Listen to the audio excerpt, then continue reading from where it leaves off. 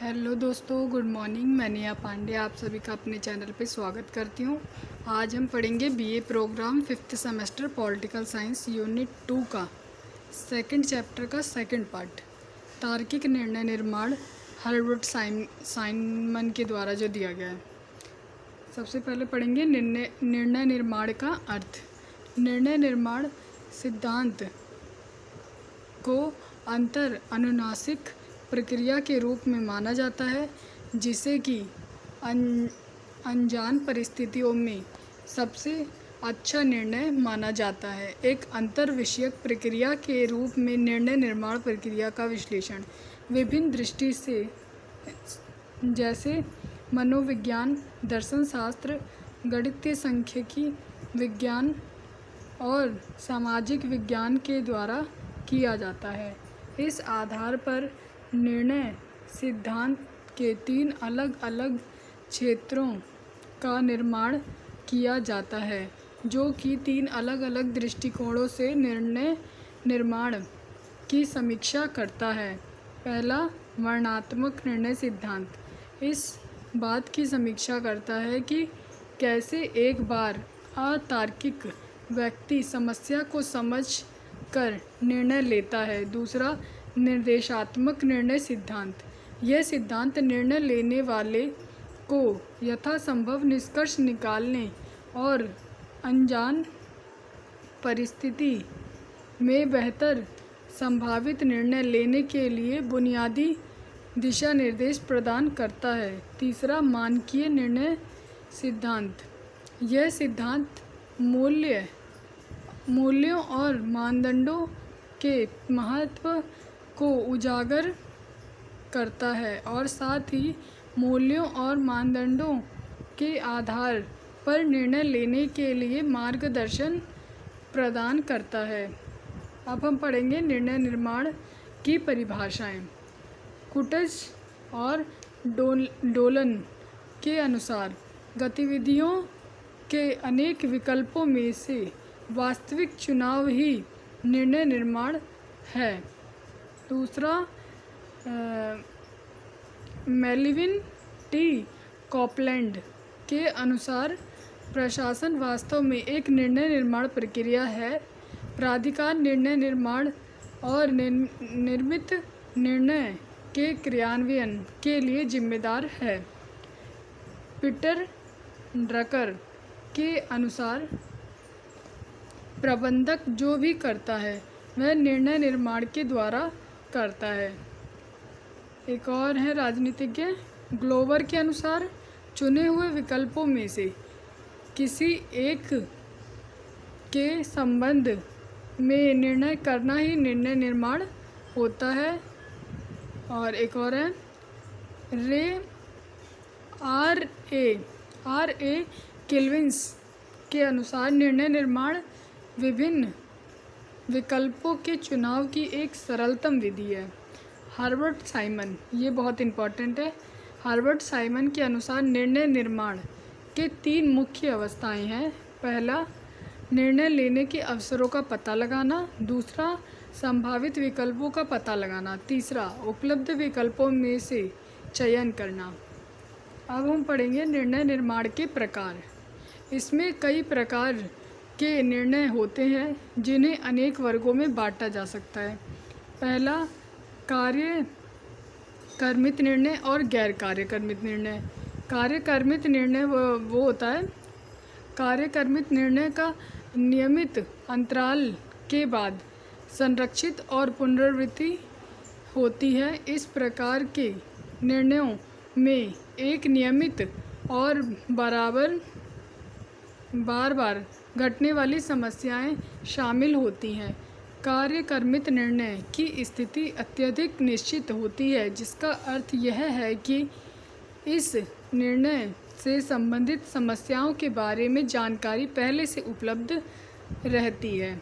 इसके अलावा कार्यक्रमित निर्णय से संबंधित समस्याओं का समाधान भी इसके आदत, नियम और प्रक्रिया के अनुरूप किया जाता है। अब सेकंड पॉइंट है गैर कार्यक्रमित निर्णय। गैर कार्यक्रमित निर्णय कार्यक्रमित निर्णय की तुलना में असंरचित और कम घटने वाली होती हैं। इस निर्णय से संबंधित समस्या काफ़ी अनोखी और नई होती है। गैर कार्यक्रमित निर्णय की प्रकृति काफ़ी अनिश्चित और कभी कभी घटने वाली होती है।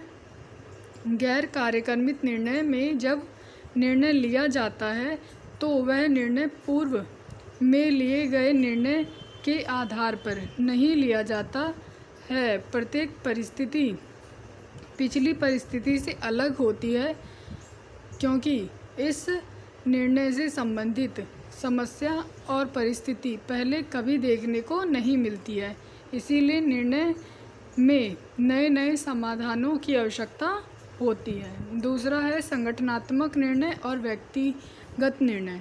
संगठनात्मक निर्णय में संगठनात्मक लक्ष्य शामिल होते हैं जो कि संगठन के उन्नति के लिए लिए जाते हैं। संगठन की तरफ से यह निर्णय कार्यकारी या प्रबंधक द्वारा लिए जाते हैं।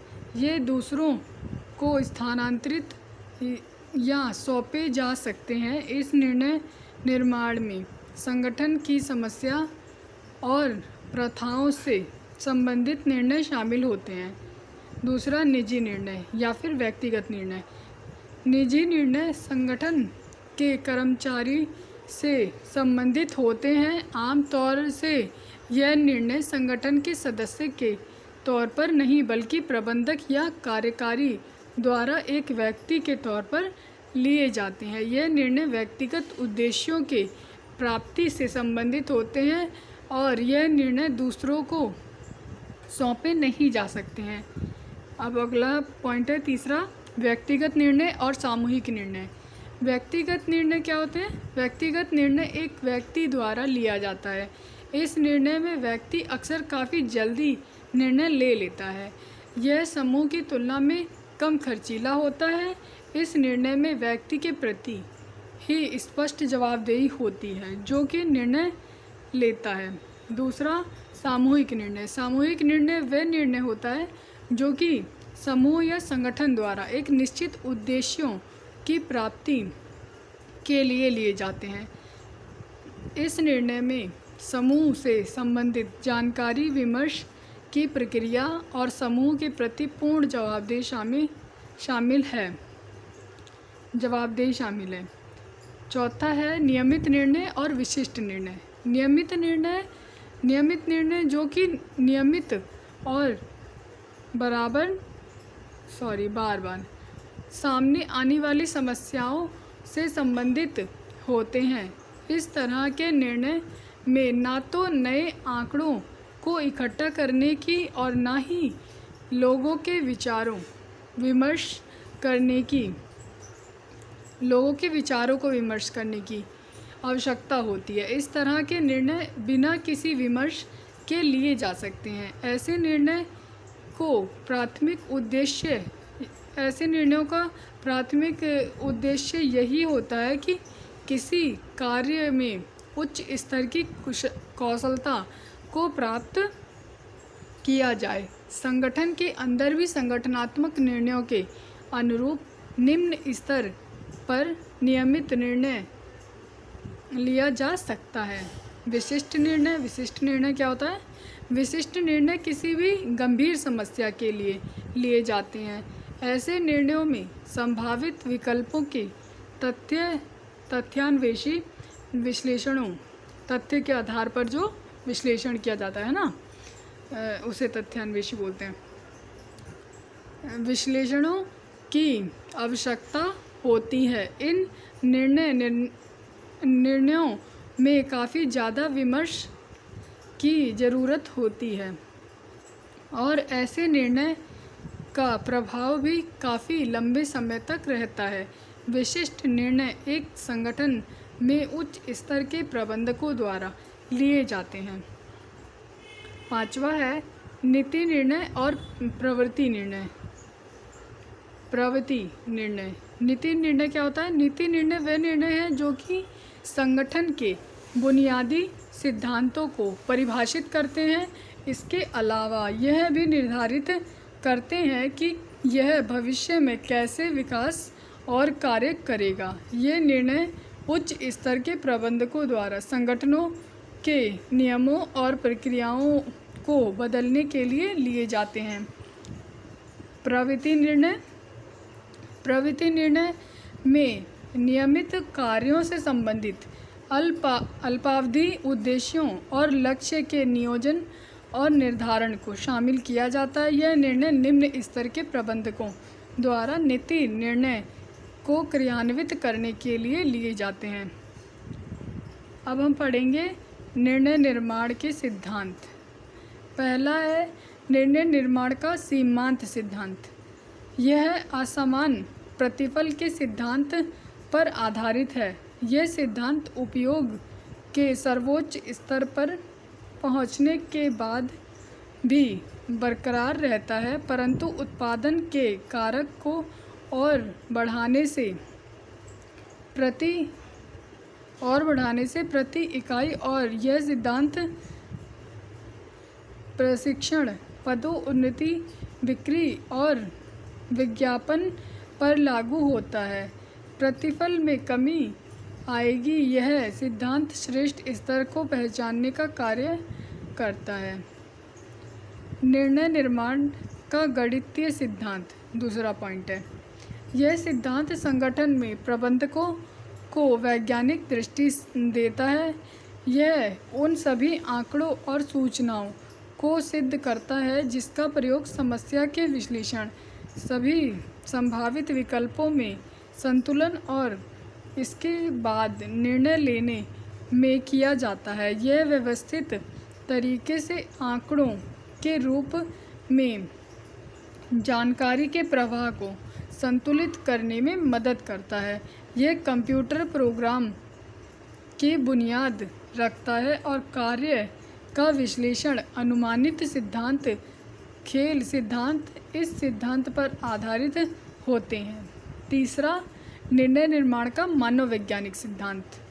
यह सिद्धांत इस विचार पर कार्य करता है कि निर्णय निर्माण एक संज्ञानात्मक प्रक्रिया है जिसमें कि समस्या की जांच, विकल्पों की तलाश और बेहतर संभावनाओं का चुनाव शामिल है। ये सभी अपेक्षाओं, आकांक्षाओं, तकनीक, कौशल, व्यक्तित्व लक्षणों, संगठनात्मक और सामाजिक हैसियत आदि पर आधारित होते हैं।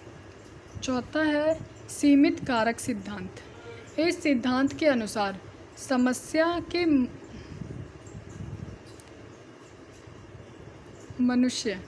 मनुष्य के मौलिक बुनियाद का विश्लेषण इस सिद्धांत के अनुसार समस्या के मौलिक बुनियाद का विश्लेषण किया जाता है और उस आधार पर संभावित अवरोधों और निष्कर्षों का निर्माण किया जाता है। पांचवा पॉइंट है निर्णय निर्माण का भागीदारी सिद्धांत। यह सिद्धांत समूह के भागीदारी के विचारों पर कार्य करता है। यह मानता है कि नियम मानव व्यवहार से प्रभावित होते हैं, इसीलिए मानव संबंध के द्वारा उत्पन्न होते हैं। जैसे यह सिद्धांत संगठन में निर्णय लेने के लिए अधीनस्थ से परामर्श यानी परामर्श लेने का समर्थन करता है। बातचीत मतलब परामर्श मतलब आज्ञा बोल सकते हैं। छठा पॉइंट है निर्णय निर्माण में वैकल्पिक सिद्धांत का विचार।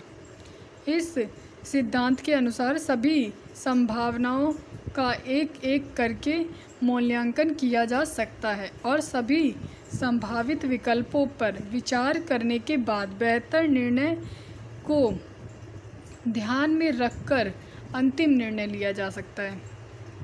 अब हम पढ़ेंगे तार्किक निर्णय निर्माण का प्रारूप क्या होता है। तार्किक निर्णय निर्माण प्रक्रिया निर्णय निर्माण की प्रक्रिया को दर्शाता है जिसमें व्यक्ति अपनी बुद्धि और विवेक के द्वारा संभावित विकल्पों में से किसी एक विकल्प का चुनाव करता है। इस प्रक्रिया को तार्किक प्रक्रिया के रूप में जाना जाता है क्योंकि इस प्रारूप के आधार पर जब निर्णय लिया जाता है तो इस दौरान निर्णय से संबंधित हानि को कम करने और लाभ को बढ़ाने का प्रयास किया जाता है। इस निर्णय प्रक्रिया को इसलिए भी तार्किक माना जाता है क्योंकि निर्णय से संबंधित जब निष्कर्ष निकाले जाते हैं तो वह तर्कसंगत साक्ष्यों लक्ष्यों होगा यहाँ पे लक्ष्यों, तथ्यों, सूचनाओं पर आधारित होते हैं और न कि कल्पनाओं और अनुमानों पर आधारित होते हैं। इस प्रारूप के अनुसार ऐसे कोई भी निर्णय जो कि पर्याप्त सूचनाओं और विवेक को ध्यान में रखकर नहीं लिया जाता है वह अतार्किक निर्णय ही माना जाएगा। इस तार्किक निर्णय निर्माण में अंतर्ज्ञान और व्यक्तिपरकता को कम महत्व दिया जाता है, जबकि वस्तुपरकता, अनुभवों का उपयोग और मितव्ययता को अत्यधिक महत्व दिया जाता है। तार्किक निर्णय निर्माण की प्रक्रिया के चरण। समस्या की पहचान करना। पहले चरण में समस्या की पहचान और उसको परिभाषित किया जाता है। दूसरा, निर्णय के मानदंड स्थापित करना। इस चरण में व्यक्ति निर्णय से संबंधित सभी प्रासंगिक तत्वों जैसे सूचना, जोखिम, आवश्यकता, हित, अपनी पसंद आदि की पहचान करता है। तीसरा है निर्णय के मानदंड का प्रभाव क्या पड़ता है निर्णय लेने के बाद। इस चरण में निर्णय से संबंधित प्राथमिकताओं एवं जानकारियों का सही क्रम में रखा जाता है। चौथा है संभावित विकल्पों का पता लगाना। समस्या को पहचान कर और उससे संबंधित प्रासंगिक सूचनाओं को इकट्ठा करने के बाद इस चरण में सभी संभावित विकल्पों का मूल्यांकन और उसकी रूपरेखा तैयार की जाती है। पांचवा है प्रत्येक विकल्पों का मूल्यांकन। यह पांचवा चरण है और इस चरण में सभी संभावित विकल्पों का विभिन्न मापदंडों जैसे संभाव्यता, वास्तविकता, विकल्पों की विश्वसनीयता, प्रत्येक विकल्पों के हानि और लाभ के आधार पर मूल्यांकन किया जाता है। छठा है निर्णय के रूप में बेहतर विकल्प का चुनाव। बेहतर विकल्प बताना है। जब एक बार विकल्पों का मूल्यांकन करना समाप्त हो जाता है तो उसके बाद निर्णय निर्माता को बेहतर विकल्प का चुनाव करना होता है। चुना हुआ विकल्प ही निर्णय के रूप में आता है। सातवां है निर्णय का क्रियान्वयन। निर्णय निर्माता समस्या का समाधान करने के लिए अंतिम निर्णय को क्रियान्वयन करते हैं।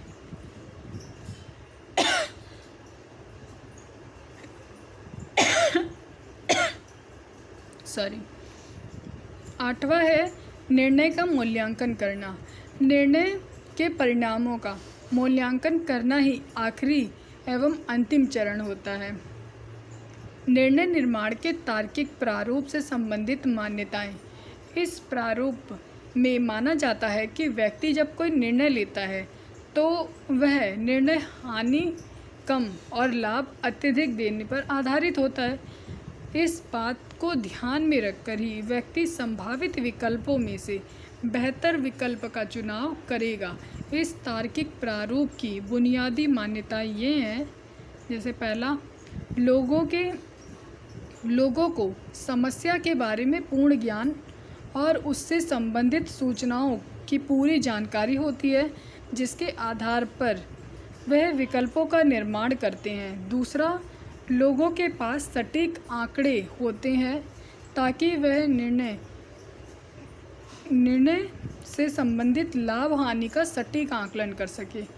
तीसरा है लोग आंकड़ों को संसाधित करने के लिए आवश्यक संज्ञानात्मक योग्यता रखते हैं। वे सभी संभावित योजनाओं का एक दूसरे के विरुद्ध प्रयोग करके उसका मूल्यांकन करते हैं और वे तार्किक व निष्पक्ष योग्यता रखते हैं ताकि बेहतर संभावित विकल्प का चुनाव किया जा सके। तार्किक निर्णय निर्माण प्रारूप से संबंधित समस्याएं, क्या क्या समस्याएं आती हैं अब वो देखेंगे। इसकी अवास्तविक मान्यताएं ही इस प्रारूप की सबसे बड़ी समस्या है। इसकी मान्यताएं ही इसकी सबसे बड़ी समस्या है, जिसमें यह माना जाता है कि निर्णय निर्माता को समस्या से लेकर सभी उपलब्ध विकल्पों की सभी जानकारी है ताकि बेहतर विकल्प का चुनाव किया जा सके। तार्किक निर्णय निर्माता से श्रेष्ठ विकल्प के चुनाव की अपेक्षा की जाती है, जिसमें कि हानि कम और लाभ अत्यधिक हो। इस निर्णय निर्माण प्रक्रिया में नैतिक और मानकीय मानदंडों पर कोई ध्यान नहीं दिया जाता है। इस प्रारूप में तथ्य, आंकड़ों और वैज्ञानिक विश्लेषण को प्राथमिकता देने वाले विचारों का प्रभुत्व होता है। तार्किक निर्णय निर्माण प्रक्रिया की आलोचना पढ़ेंगे। अति सरलीकरण और वास्तविक मान्यताओं के प्रति पूर्वाग्रह रखने के कारण इस प्रारूप की आलोचना होती है। जैसे इस प्रारूप का मानना है कि समस्याओं से संबंधित सारी जानकारी उपलब्ध होती है, जो कि सच नहीं है, क्योंकि निर्णय निर्माता समस्या से संबंधित सारी जानकारी रखने और इकट्ठा कर पाने में समर्थ न हों। उनमें कई प्रकार की कंपनियां हों। निर्णय निर्माण प्रक्रिया के प्रत्येक चरण के अनुसार सारी जानकारी इकट्ठी करनी होगी और सभी संभावित विकल्पों का निर्माण करने के लिए उन जानकारियों की व्यवस्थित क्रम में समीक्षा करनी होगी। इस मान्यता के साथ कुछ अंतर्निहित समस्याएं हैं। जैसे पहली, किसी समस्या के बारे में सारी जानकारी प्राप्त करना काफ़ी कठिन है। इसकी कुछ सीमाएं हैं कि हम कितना ज़्यादा जानकारी प्राप्त कर सकते हैं। दूसरा, ज़्यादा सूचना इकट्ठा होने से यह सूचना के विश्लेषण को कमज़ोर कर सकता है, क्योंकि सूचना के विश्लेषण में काफ़ी ज़्यादा समय बर्बाद होगा और कोई निर्णय पर पहुंच पाना मुश्किल हो जाएगा, पहुंच नहीं पाएंगे। इन वास्तविक मान्यताओं पर अत्यधिक निर्भरता ही इसकी समस्या है। तीसरा, व्यक्तिगत तर्कसंगत की अपनी सीमाएं होती हैं, जिसके द्वारा वे आंकड़ों को देख सकते हैं और उनमें से अन्य विकल्पों का पता लगा सकते हैं। व्यक्ति पर संज्ञानात्मक ढांचागत परिस्थिति का प्रभाव होता है। वहीं दूसरी तरफ जितनी जटिल समस्या होती है उतनी ही कठिन उससे संबंधित जानकारी प्राप्त करना होती है। तार्किक निर्णय के निर्माण करने में यही सीमाएं हैं। अब हम पढ़ेंगे हर्बर्ट साइमन का परिचय। लोक प्रशासन में व्यवहारवादी उपागम के प्रमुख स्तंभों में हर्बर्ट साइमन का नाम बड़े सम्मान के साथ लिया जाता है। उनका जन्म 1916 में अमेरिका में हुआ था। सन 1978 में उन्होंने अर्थशास्त्र के क्षेत्र में उल्लेखनीय योगदान के लिए नोबेल पुरस्कार से सम्मानित किया गया था। उनका महत्वपूर्ण योगदान प्रबंधन विज्ञान के क्षेत्र में है।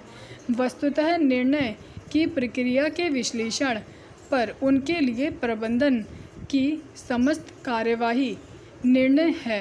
हर्बर्ट साइमन की रचना एडमिनिस्ट्रेटिव बिहेवियर निर्णय प्रक्रिया के अध्ययन की दृष्टि से उल्लेखनीय ग्रंथ माना जाता है। उन्होंने निर्णय निर्माण प्रक्रिया में मूल्य वरीयताओं के संदर्भ में मानव व्यवहार का विश्लेषण किया है। यही वह केंद्र संबंधता है जो संगठन और उसके कार्य को समझने के लिए महत्वपूर्ण है।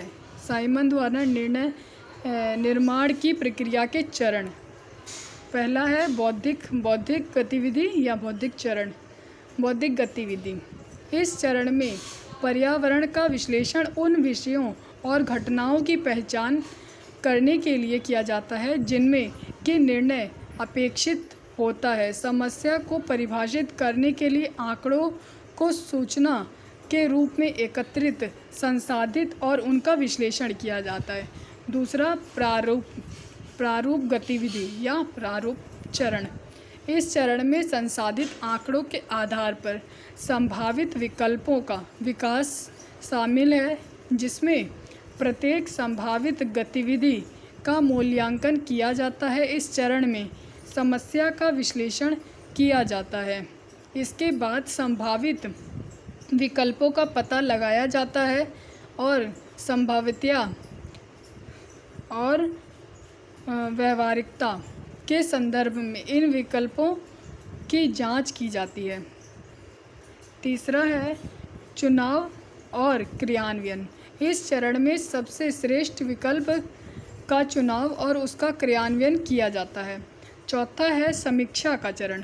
इस चरण में क्रियान्वित गतिविधि के निष्पादन की जांच और परिणामों का मूल्यांकन करना शामिल होता है। अगला पॉइंट है, साइमन के अनुसार मुख्यतः 6 प्रकार के तार्किक निर्णय निर्माण दिए गए हैं, तो अब उनको हम पढ़ेंगे। पहला है व्यक्तिनिष्ठ तार्किकता। 6 प्रकार की तार्किकता बताई है। तो पहला है व्यक्तिनिष्ठ तार्किकता। एक निर्णय व्यक्तिनिष्ठ हो सकता है यदि व्यक्ति के ज्ञान के अनुसार उपलब्धि बढ़े।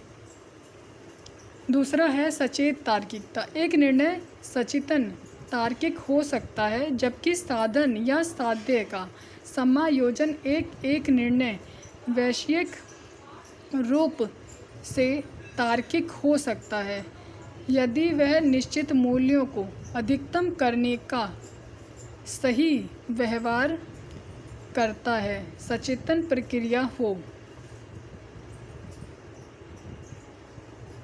विमर्शी तार्किकता।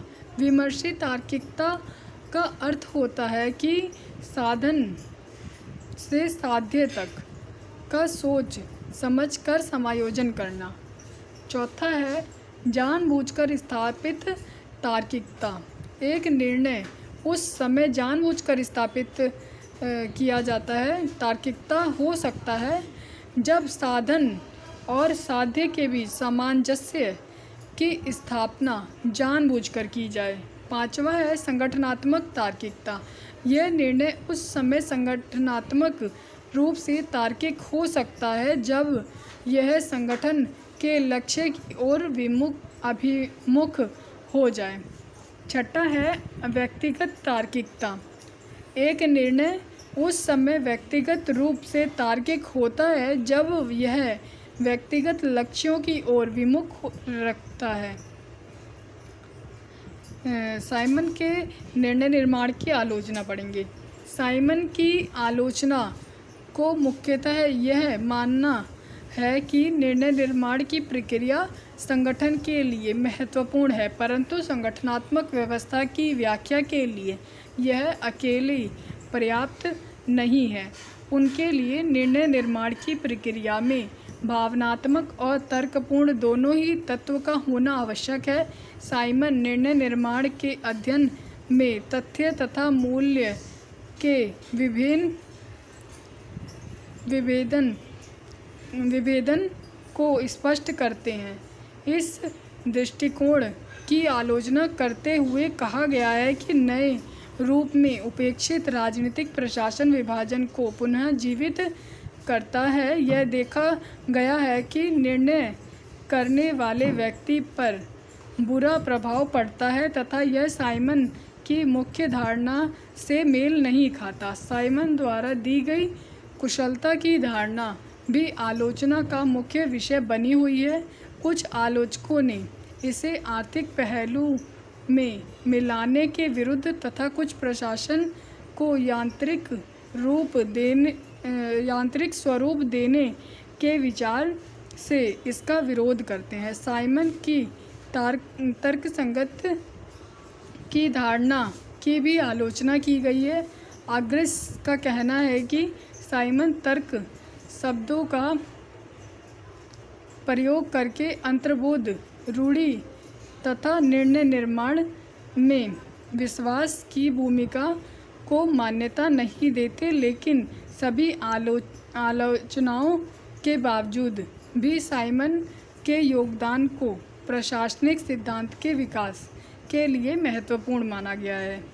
निष्कर्ष यह निकलता है कि इस प्रकार हम कह सकते हैं कि साइमन ने अपने निर्णय निर्माण प्रक्रिया के 3 चरण बताए हैं, जिनमें अन्वेषण प्रक्रिया, डिजाइन प्रक्रिया और चयन प्रक्रिया शामिल है। उन्होंने माना है कि निर्णय का चयन तार्किक और विवेकशीलता पर आधारित होना चाहिए, क्योंकि तभी वह सही निर्णय सही साबित होगा। हमने यह भी देखा है कि कई आलोचकों ने उनकी आलोचना भी की है, लेकिन इसके बावजूद भी साइमन का योगदान प्रशासनिक सिद्धांत के विकास के लिए बहुत ही अधिक महत्वपूर्ण है और आज भी ये प्रासंगिक है।